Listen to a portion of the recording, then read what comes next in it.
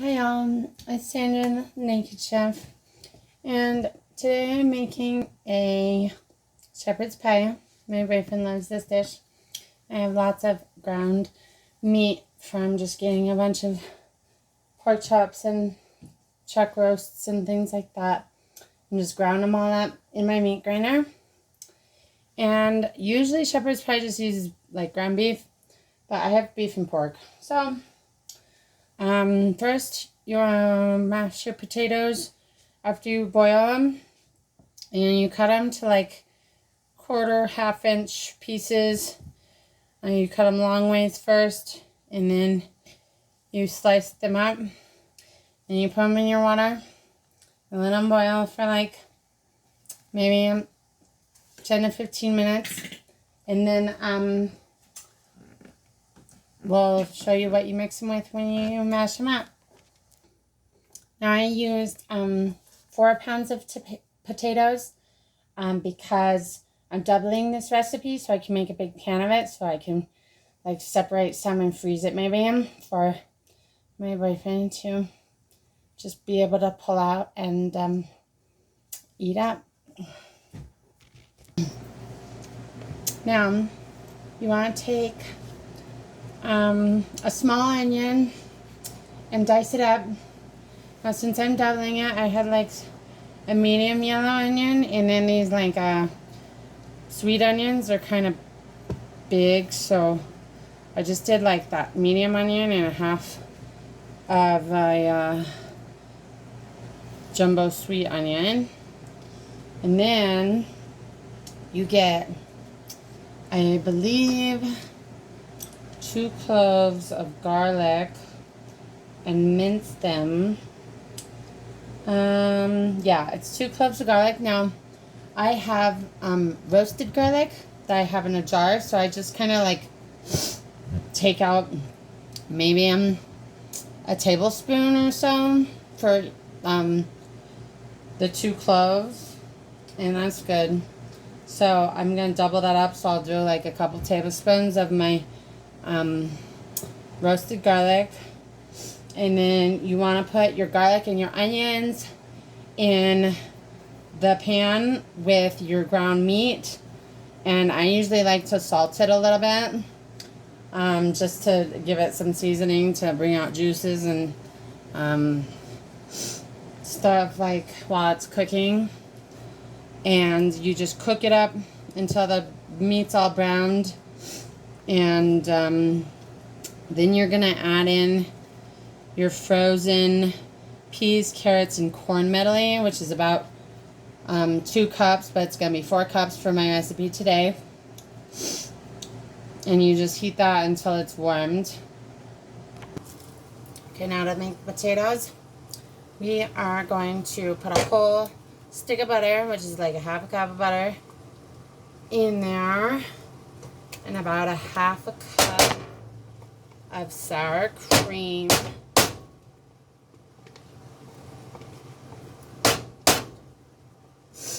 And remember, this recipe is doubled, so if you aren't making so much, then cut it in half.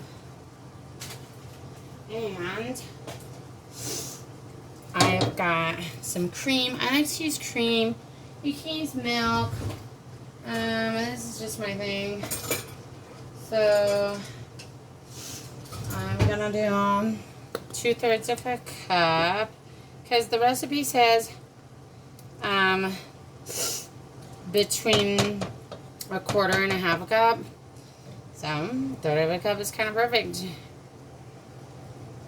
Perfect amount for my mashed potatoes. And there's not that much in there left, so I'm just gonna do the rest of it. Then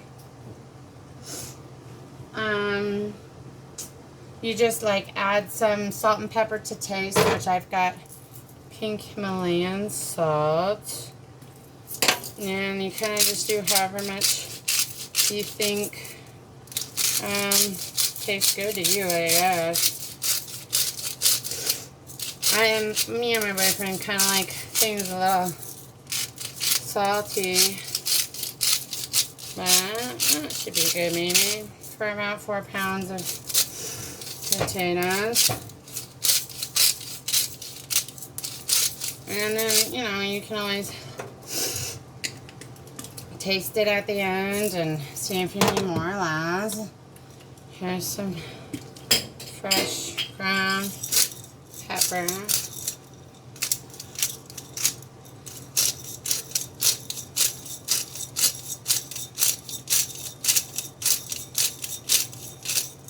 And what you do is put all your potatoes back in, and then you'll just mash them up with all these ingredients. Okay, now we're back to our meat mixture, and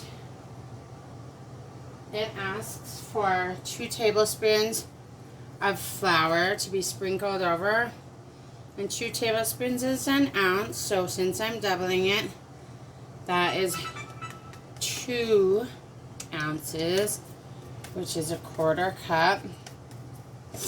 Okay, I might do just a little extra, just to make it a little thicker gravy, whatever. Then you get 2 tablespoons of tomato paste, which I don't know where my tablespoons are. This is a 1/2 tablespoon, so I'm going to use 4 of these. 1, 2, 3, 4. There's your tomato paste. Oops. And you kind of just stir it in a bit so it's kind of mingled with it. And then it's going to tell you to pour in 1/2 cup of beef broth, which, doubling the recipe, use a full cup. And then it tells you to simmer it for 10 minutes. But like with such little liquid, you can't really simmer it. So I just make an extra cup per recipe, and I just usually add the whole thing. So I've made 3 cups of beef broth right here, and I'm just gonna add like 1/2 of it at first, and then I'm gonna let it cook and thicken up into some gravy, and we'll come back to it in a little bit, but we'll let it simmer for a little bit.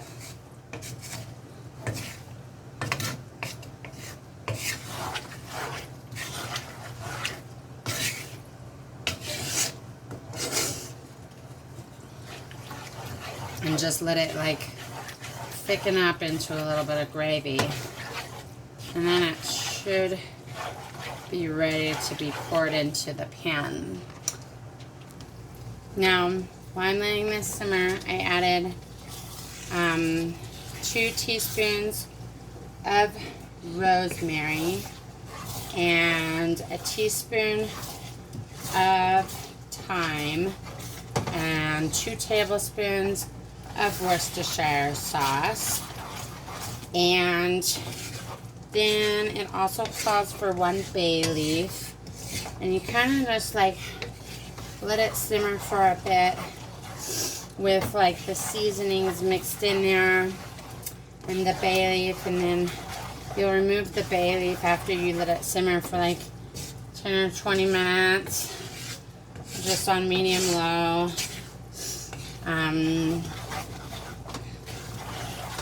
And then it'll be ready to put in the pan.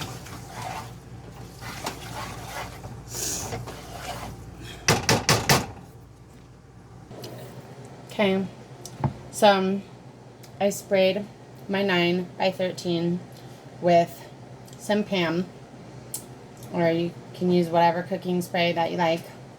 And I put the meat mixture in the bottom. And then I have my mashed potatoes. And all you have to do is just kind of spoon it just all over the place. Because like if you just put in one big glob in the center or something and then try to spread it out, like it'll kind of like move the mixture a bit, like so it tries to get out of the pan and such. So I kind of just spoon it everywhere.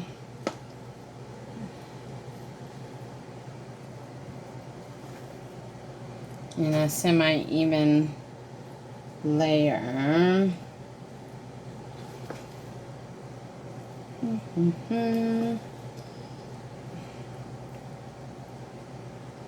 Because like the potatoes are, yeah, gonna push your mixture, or try to push it out, but you want it all to stay under the potatoes.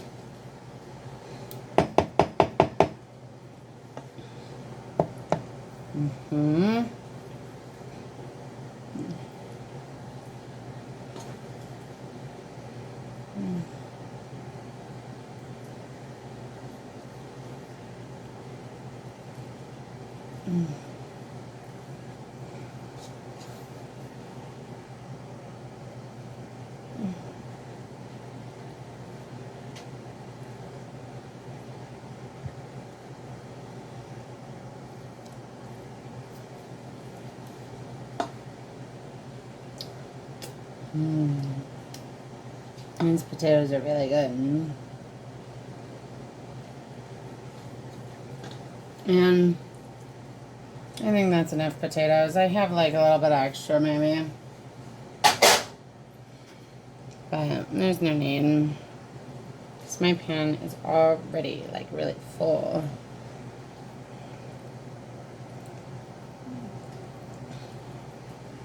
But then I'm just going to kind of try to smooth it out so that it's all kind of even and spread over the top.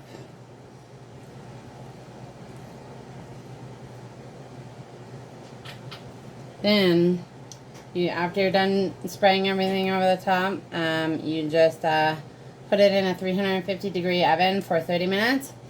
And it'll brown a bit, and then it's ready. And if you want to brown the potatoes a little more, you can put them under the broiler. And if you mash your potatoes so fine that you squeeze them out with like a star tip of a pastry bag, broiling them will crisp those tips.